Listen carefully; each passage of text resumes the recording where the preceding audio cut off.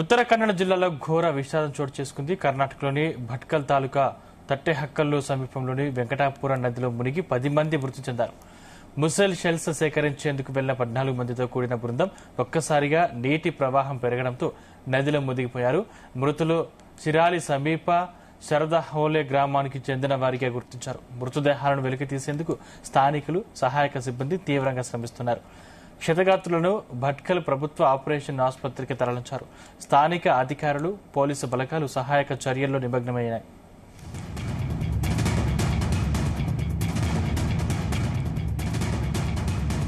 ఈ అంశానికి సంబంధించిన మరిన్ని డీటెయిల్స్ మా చీఫ్ న్యూస్ కోఆర్డినేటర్ రాధాకృష్ణ అందిస్తారు. రాధాకృష్ణ.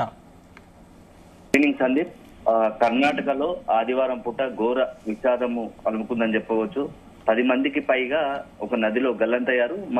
మరికొంతమంది కూడా ఆచూకీ గల్లంతైనట్టు తెలుస్తుంది. ఇందులో 10 మంది మృతి చెందగా మరొక 4 గల్లంతైనట్టుగా తెలుస్తుంది. వారికి సంబంధించి ఇప్పటికీ కొంత ఆపరేషన్ కొనసాగుతా ఉంది. వారిని ఎక్కడ అంటే మొత్తంగా కూడా వారికి సంబంధించి గాలింపు చర్యలు కొనసాగుతా ఉన్నాయి. అయితే ఉదయం పూట ఆదివారం కావడంతో కుటుంబ సభ్యులు అక్కడ ఉన్నటువంటి ఆదివారం కావడంతో కొంతమంది భట్కల్ అనేది ఉత్తర కన్నడ జిల్లాలో భట్కల్ అది ఉంటుంది. ఆ తాలూకాలో పెద్ద నది ఉంటుంది. సో అక్కడ ఏంటంటే సాధారణంగా కొంతమంది తమ సండే పూట కాలక్షేపం కోసం కావచ్చు, అదేవిధంగా జీవనోపాధి కోసం కొంత అక్కడ ఉన్నటువంటి సాధారణంగా ఉన్నటువంటి ప్రజలు, ఆ ఏరియా ఉన్న ప్రజలు ఆ నదిలో ఉన్నటువంటి మజిల్ షెల్ అంటే ముత్యపు చిప్పలు ఉంటాయంటారు మనం. సో వాటి కోసము వెళ్తారు. వాటిని తీసుకొని సేకరించే పనిలో పోతారు. సో దీనికోసమే ఒక తెప్ప లాంటి దాంట్లో 14 మంది బృందంగా వెళ్లారు. సో ఆదివారం కాబట్టి కొంతమంది దాంట్లో సెలవు అంటే సహజంగా వేరే పనులకు వెళ్లే వాళ్ళు సైతం కూడా ఇంటిలో ఉండడం కాలక్షేపం కోసమని, అదేవిధంగా కొంత డబ్బులు వస్తాయని ఒక ఆశతో 14 మందితో కలిసినటువంటి ఒక బృందం తెప్పలో వెళ్లారు. సో ముత్యపు చిప్పలు సేకరిస్తున్న క్రమంలో అక్కడ ఉన్నటువంటి నదిలో మధ్య దూరం వెళ్లేసరికి అమాంతంగా నది ప్రవాహం పెరిగింది. దీంతో ఒక్కసారిగా వాళ్ళంతా కూడా ఆ నీటి ప్రవాహంలో గల్లంతయ్యారు. అందులో 14 మంది ఉండగా 10 మంది బయట తీసి అప్పటికే వాళ్ళు చనిపోయారు. 10 మందికి సంబంధించిన మృతదేహాలు వెలికి తీశారు. మరొక 4 గురించి మాత్రం ఇంకా ఆ గాలింపు చర్యలు కొనసాగుతా ఉన్నాయి. అక్కడ వీళ్ళంతా కూడా స్థానికంగా ఉన్నటువంటి భట్కల్ తాలూకాకు సంబంధించిన వ్యక్తులుగా ఉన్నారు. ఇదంతా అక్కడ ఏదైతే ఈ భట్కల్ తాలూకా పరిధిలో ఉన్నటువంటి అక్కడ వెంకటాపురం నది అని ఉంటుంది. సో అక్కడ ఏంటంటే చాలా సహజ సిద్ధంగా ఏర్పడ్డటువంటి ముత్యపు గవ్వలకు ప్రసిద్ధిగా ఉంటుంది.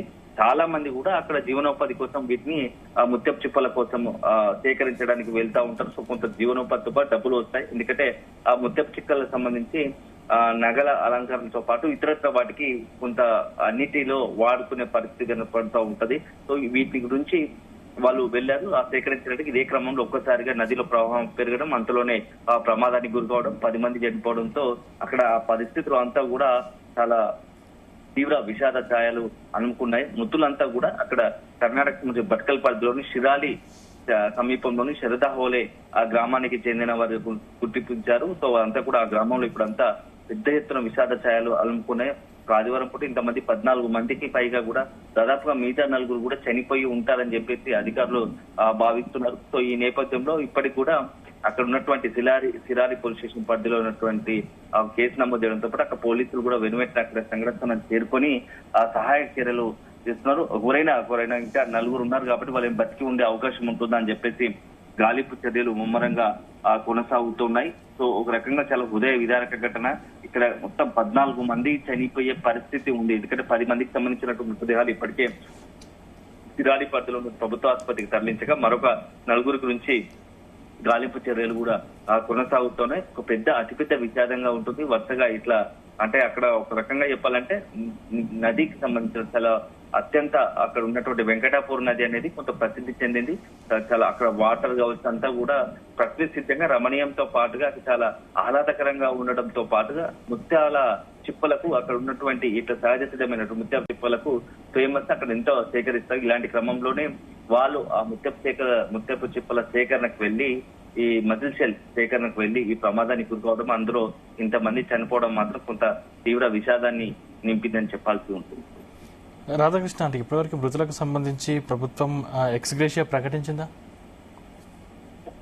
ప్రస్తుతానికైతే 10 మంది చనిపోయారు. ప్రభుత్వం మృతులకు సంబంధించిన అంటే వాళ్ళ కుటుంబాలను ఓదార్చే పనులు. సో ఒక రకంగా ఏంటంటే వాళ్ళ జీవనోపాధి అది కాబట్టి ప్రభుత్వం ముందస్తుగానే ఎక్కడంటే మత్స్యకారులకు సంబంధించి కమ్యూనిటీ కావచ్చు ఇతరత్ర కొంత అక్కడ ఆ ఏరియా పరిధి ఉన్నటువంటి వాళ్ళు స్థానికంగా ఈ వీటిపైన ఆధారపడి ఉండొచ్చని భావిస్తున్నారు. ప్రాథమికంగా అయితే వారికి సంబంధించి మృతులకు సంబంధించి వివరాలు సేకరించారు, వాళ్ళంతా డాటా సేకరిస్తున్నారు.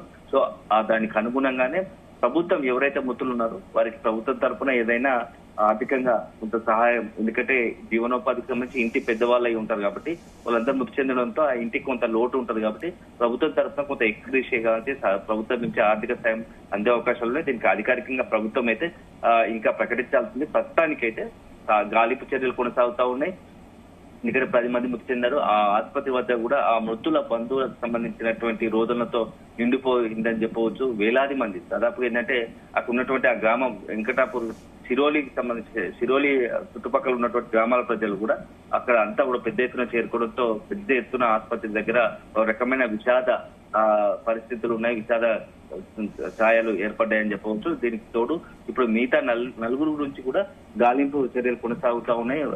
మొత్తం కూడా స్పెషల్ టీం రంగంలో దిగి ఆ వెంకటాపూర్ నది సమీపంలో గాలింపులు కొనసాగుతున్నాయి. అక్కడ కూడా స్థానికులు కొంతమంది పోలీసులకు ఈ గాలింపు చర్యలకు సంబంధించి సహకరించే పరిస్థితి. సో త్వరలోనే ఆ మిగతా 4 సంబంధించినటువంటి పరిస్థితి ఏందనేది కూడా బయటపడే అవకాశం ఉంది. కానీ ఒక పెద్ద సంఘటన కాబట్టి ప్రభుత్వం కూడా ఇట్లాంటి, ఎందుకంటే కొంత అక్కడ రిస్ట్రిక్షన్స్ ఉండాల్సింది. ఎందుకంటే ఇట్లాంటి పరిస్థితుల్లో కూడా అక్కడ ప్రభుత్వం కూడా కొంత నిబంధనలు పెట్టాల్సి ఉంటుంది. ఎందుకంటే జీవనోపాధి కోసం గాను డబ్బుల కోసం ఆశపడి ఇట్లా తమ ప్రాణాలను తెగించి కూడా ముత్యపు సేకరణకు, ముత్య చిప్పలకు సంబంధించి అక్కడ ఆ సేకరణకు వెళ్తే ఇట్లాంటి ప్రమాదం జరిగింది కాబట్టి కొంత రెస్ట్రిక్షన్స్ ఉంటే బాగుంటుంది. దానికి ఎలాంటి సమయంలో వెళ్ళాలి, ఎందుకంటే నదీ ప్రవాహం ఉందా అనే విషయం తెలుసుకోకుండా కొంతగా వాళ్ళగా వెళ్లి ఇప్పుడు ఇంత ప్రమాద బారిన పడటంతో ప్రభుత్వం కూడా ఇట్లాంటి విషయాల్లో కొంత జాగ్రత్తలు పాటించాల్సింది.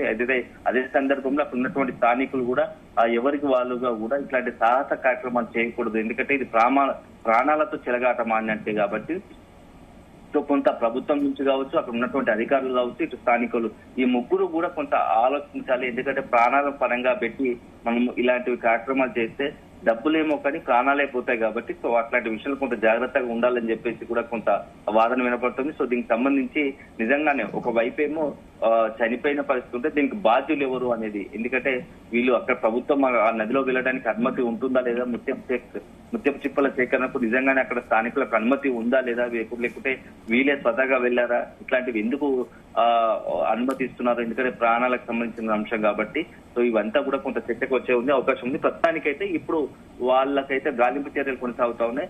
మిగతా 4 పరిస్థితి ఇంకా మనము చూడాల్సి ఉంది. ఎక్కడ వాళ్ళ సంబంధించి వివరాలు సేకరించి ఎట్లా గాలింపు చర్యలు అయితే కొనసాగుతా ఉన్నాయి.